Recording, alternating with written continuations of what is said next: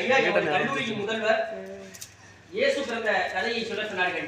Star வந்ததாம், Gloria என்கின்ற தேவதை தூது சென்றதாம், மன்னர்களும்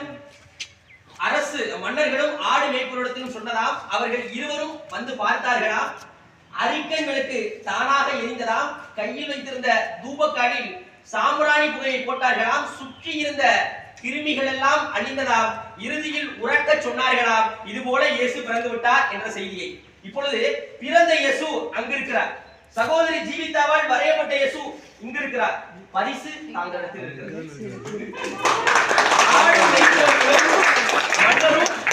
சொன்னார்கள் இயேசு பிறந்து விட்டார் என்ற செய்தியை தாங்கள் உறக்க சொல்லுங்கள். முதல் பரிசு உடற்கல்வி துறையிற்கே என்று. தேவதை அல்ல, மதர் தெரசா எம்பிஎட் படிக்கக்கூடிய முதலாம் ஆண்டு மாணவன் வெங்கட்ராமன்.